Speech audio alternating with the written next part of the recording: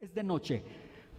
Jesús está orando en el Getsemaní. Lucas nos dice que en ese momento en que Jesús está ahí, se le aparece un ángel del cielo para fortalecerle. Jesús se encuentra en una terrible agonía. Jesús está orando de una manera intensa. Quiero llamar tu atención a que veas esto. Jesús está orando intensamente porque Jesús se encuentra en una agonía. Muy bien, Jesús se encuentra en agonía. Jesús está sufriendo. ¿Qué es agonía?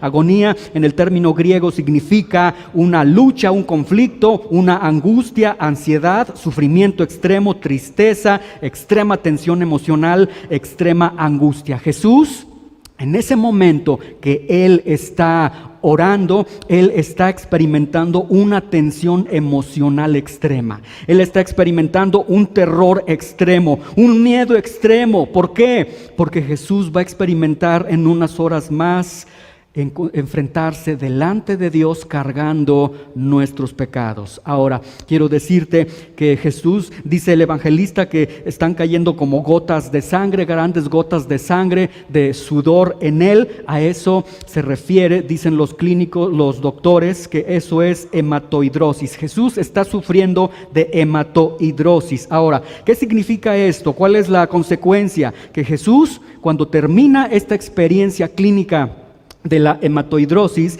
Jesús quedará con su piel sumamente adolorida, sumamente sensible. Jesús entonces en este momento tiene la piel adolorida, totalmente sensible. Después de esto Jesús es llevado a lo que se conoce como un juicio religioso. Va con los Sanhedritas y después estará con los soldados romanos. Con los Sanhedritas, Juan 18:22 nos dice que Jesús recibe en los diálogos que se están dando, Jesús recibe una bofetada. Juan 18:22 dice: cuando Jesús hubo dicho esto, uno de los alguaciles que estaba allí le dio una bofetada. Le dio una bofetada. Nosotros leemos que dice que le dio una bofetada, pero no es una cachetada de acuerdo a nuestro lenguaje. Una bofetada, de acuerdo al término griego, viene de la palabra rapisma, que significa un bastón o un bastón que apalea o un bastón que golpea. Entonces,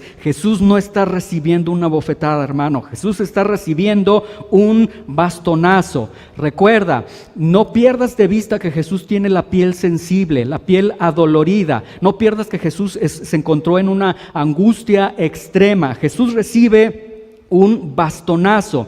El instrumento que se utilizaría sería un bastón, un palo corto de 4 a 5 centímetros de diámetro, cilíndrico, con el que se lesionaría el cartílago de la nariz de Jesús. Esto provoca en Jesús una desviación de su cartílago, implica abundante sangrado e implica un profundo dolor en la nariz de Jesús, en el cuerpo y en la piel adolorida de Jesús. Después de esto tenemos Mateo capítulo 26 y Juan 19 en adelante. Lo que se encuentra en rojo es lo que Jesús está experimentando con los Sanhedritas, los servidores del Sanedrín, en este juicio religioso.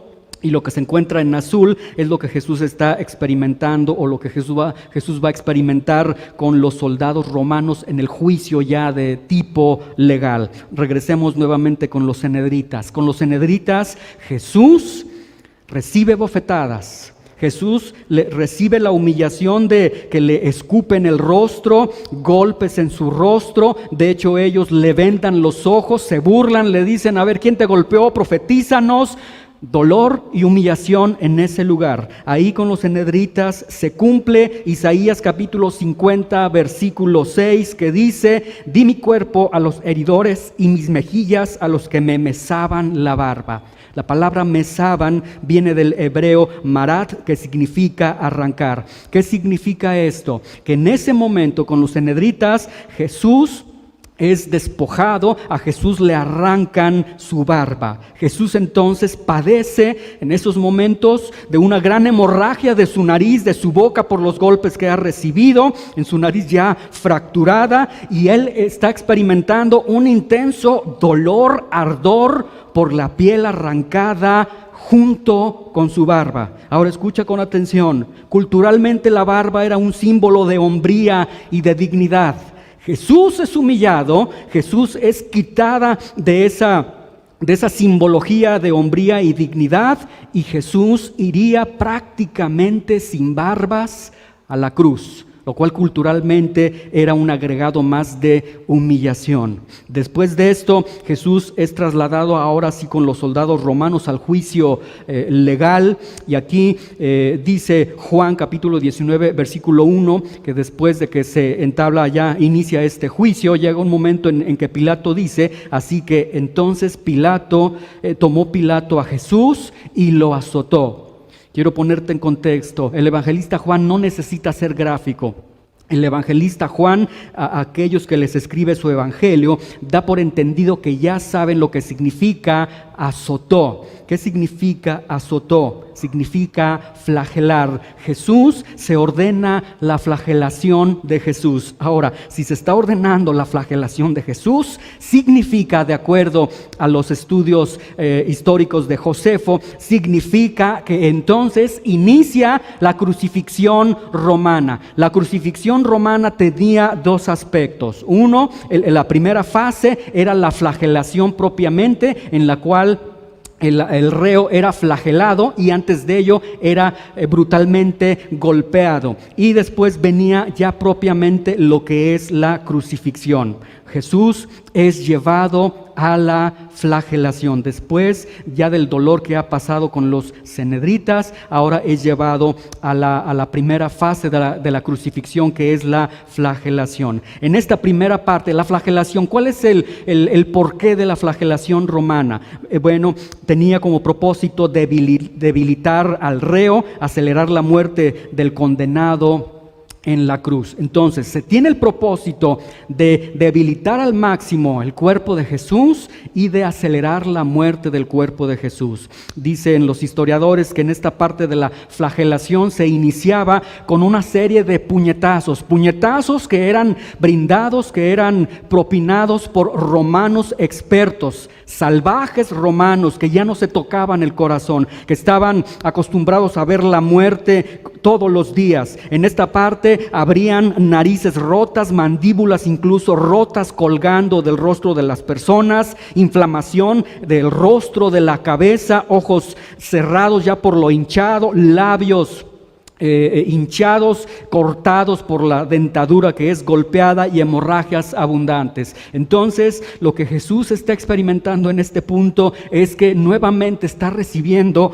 fuertes puñetazos. Su nariz ahora es triturada. Ella tenía el cartílago desviado. Ahora su nariz es totalmente triturada. Se cree, es posible, que la mandíbula de Jesús ya estaría en este momento colgando en su cara por los golpes tan fuertes que ha recibido. El rostro de Jesús se ha hinchado gravemente. Su cabeza ha crecido por el hinchazón que tiene de los golpes que ha recibido. Apenas si puede ver Jesús porque los ojos se encuentran sumamente hinchados, los labios rotos, posiblemente, y es muy posible, Jesús ya perdió prácticamente toda su dentadura, sus dientes han sido rotos por los golpes que ha recibido, y él está experimentando hemorragias abundantes, sumamente abundantes. Ahora, después de esto viene ya la flagelación propiamente. ¿Cuál es el propósito de la flagelación? Es destrozar la piel, destrozar los músculos del cuerpo, los nervios, los huesos y producir hemorragias. Ahora Jesús es colocado en este poste bajo, con la intención romana, con la intención jurídico romana de destrozarle la piel, destrozarle sus músculos, sus nervios, sus huesos y producir hemorragias. Se utiliza el instrumento llamado flagellum taxitalum, un instrumento de mango corto formado de 4 o 5 correas de piel de becerro de unos 50 centímetros, en cuyos extremos llevaban atajadas huesos de ovejas con aristas y bolas de plomo que tienen la intención de golpear, penetrar a la piel y después arrancar. a los lados de Jesús se encontrarían dos ejecutores aproximadamente a 1 metro de distancia. De acuerdo a los historiadores, normalmente era un soldado más alto que el otro soldado, y ellos estarían propinando al cuerpo de Jesús con este instrumento, el flagellum taxitalum, aproximadamente 120 golpes ternarios.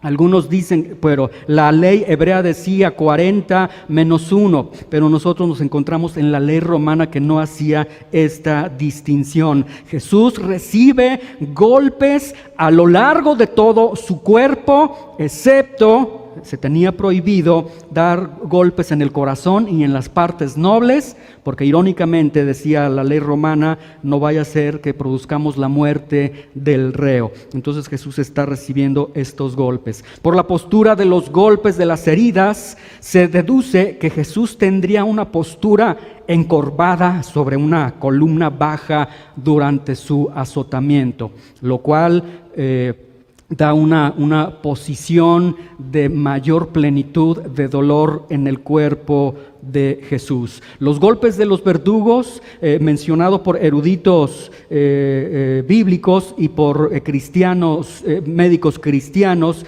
dicen que las heridas que recibe Jesús en su piel son equiparables a quemaduras de 3er grado.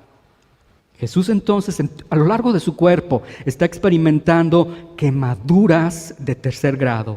¿Qué se desarrolla en el cuerpo de Jesús en este momento? Se están desarrollando contunciones, irritaciones cutáneas, erosiones, llagas, pericarditis, dificultad para respirar, insuficiencia renal y hemorragias. Después de esto, es trasladado a otro lugar. Mateo capítulo 27, del versículo 27 al 29 dice: entonces los soldados del gobernador, después que han burlado, que han escarnecido a Jesús, llevan a Jesús al pretorio y reunieron alrededor de él a toda la compañía, y desnudándole le echaron encima un manto de escarlata y pusieron sobre su cabeza una corona tejida de espinas y una caña en su mano derecha, e hincando la rodilla delante de él le escarnecían diciendo: salve, Rey de los judíos. Yo quiero llamar tu atención al versículo 28.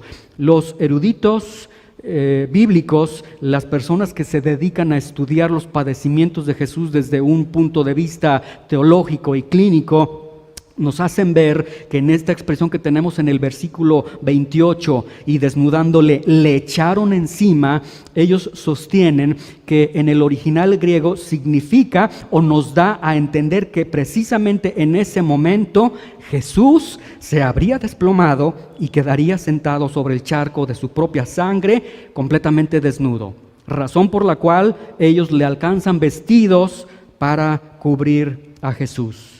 Entonces Jesús es llevado al atrio, y en el interior del pretorio los soldados tenían la costumbre de descansar, pasar momentos de ocio. En ese lugar, dicen los historiadores, los soldados romanos tenían diversos juegos. Había un juego que se denominaba el juego del rey. Bueno, la flagelación fue legal, fue de acuerdo a los dispositivos, a las disposiciones que tenía la legislación romana, pero la coronación fue un excedente, fue un extra, fue un desahogo espontáneo de estos soldados romanos. Ellos dijeron: vamos a jugar, lo están acusando porque es el rey de los judíos, etcétera, y ellos entonces hacen esta corona y le colocan la corona. Jesús se encuentra en este estado físico en el que ya te he descrito, ante una compañía de 400 a 600 soldados. Estos salvajes romanos toman a Jesús, lo sientan en una piedra, nuevamente lo desnudan, le ponen una clámide, una capa corta color grana, le ponen una caña por cetro en su mano derecha, y comienza el brutal juego del rey. Nuevamente humillación, dolor para Jesús. Después de esto, Jesús es llevado ya con Poncio Pilato, y Pilato declara: "Ilictor collia manus caput obnubito arbori infelici suspendito. Ve lictor, átale las manos, vélale la cabeza, suspéndelo del árbol infeliz".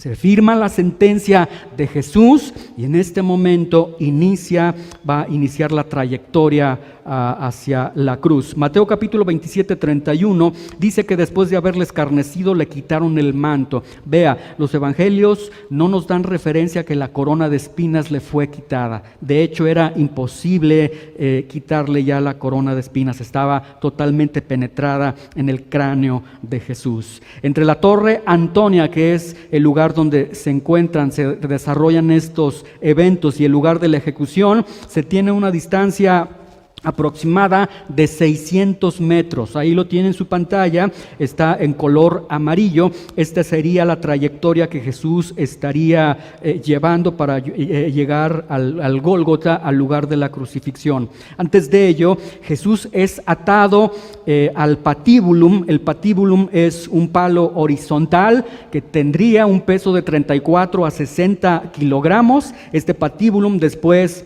se unía con el estipes, con el palo vertical que ya se encontraba en el lugar de la ejecución. Entonces Jesús es atado a este patíbulum. Él estará cargando alrededor de 34 a 60 kilogramos de peso, ya en las condiciones en las que él se encuentra. Y algo sucede: 100 metros antes de llegar al lugar de la ejecución, las múltiples caídas de Jesús. La Biblia no nos habla de 3 caídas. Los historiadores nos hablan que posiblemente fueron más de 3 caídas. Estas caídas retardarían la llegada de Jesús a la ejecución, pondrían en peligro su vida. Recuerde, si Jesús es atado al patíbulum, significa que Jesús no tuvo la oportunidad de presentar sus manos para frenar el golpe. Esto significa que Jesús recibiría el golpe de manera directa a su rostro, y después el patíbulum golpearía fuertemente su nuca. Por eso ya después tiene que ser auxiliado por Simón de Cirene, que está transitando también en este lugar. Tiene que ser ayudado. Vea, no es un acto de misericordia de los soldados romanos, es un acto de urgencia, de necesitamos que ya le ayudes porque si no se nos va a morir el reo. Cuando llegan al Gólgota, cuando llegan al lugar de la calavera, que ya es un lugar donde hay llantos, macabro, oscuro, ahí dicen los evangelistas que después de que se niega a tomar vino, le despojan de sus vestiduras. Ahora escucha con atención: la túnica interior de Jesús ya está pegada a las llagas debido a la sangre coagulada alrededor de todo su cuerpo. El dolor que experimenta Jesús es atroz en ese momento. El doctor Barter dice que para arrancar el vendaje de una llaga contusa y desecada se requiere de anestesia local. Entonces, en ese momento, cada hilo pegado a la superficie desnuda, al ser arrancado, arrastra consigo una de las innumerables terminaciones nerviosas puestas al descubierto con la llaga. Estos millares de choques dolorosos se suman, se multiplican y aumentan cada uno en consecuencia la sensibilidad del sistema nervioso de Jesús. Después de este dolor viene otro dolor que Jesús está experimentando. El dedo pulgar de Jesús hace un movimiento brusco, se dobla hacia su palma, debido a que el nervio mediano ha sido herido por la penetración del clavo. Un dolor indecible se apodera de los dedos de Jesús, un dolor que se propaga por todo su brazo hasta su espalda y estalla su cerebro de dolor. La lesión del tronco nervioso ha sido catalogada como el dolor más insoportable que un ser humano pueda experimentar. Pero Jesús no pierde el conocimiento, Jesús no sufre de desmayos. Y acto continuo se repite el mismo procedimiento ahora en la otra mano. Y después se va a repetir ahora en los clavos en los pies de Jesús. Y mientras Jesús es crucificado, Lucas, el evangelista, nos dice que mientras Jesús estaba en estos suplicios, en estos dolores, dice, y Jesús decía,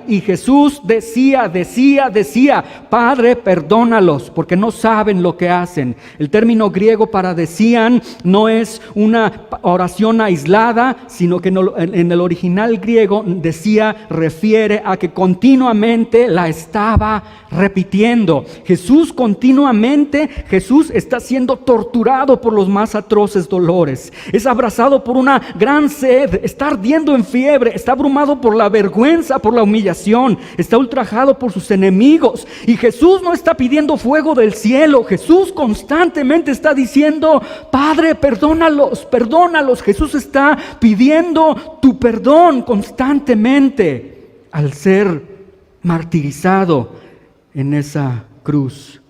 Y a la hora novena, a las 3 de la tarde, la respiración de Jesús ya prácticamente es imposible. Jesús se está ahogando. Si Él tiene que respirar, tiene que hacer unas rotaciones en su cuerpo, rotaciones en los huesos de sus piernas. Son dolores profusos. Y a las 3 de la tarde, Jesús deja ver algo como testimonio que queda para nosotros. Jesús ya no puede respirar, se dificulta su respiración, pero Jesús, dice el evangelista Marcos, exclama, ya con los últimos alientos que tiene dentro de sí, y exclama y dice, Eloí, Eloí, lama sabactani, que traducido es, Dios mío, ¿por qué me has desamparado? Y en ese momento, la ira de Dios está cayendo sobre Jesús. En ese momento el Hijo de Dios es abandonado. En ese momento Jesús está tomando nuestro lugar. En ese momento Jesús nos está amando. En ese momento Jesús está logrando nuestro perdón.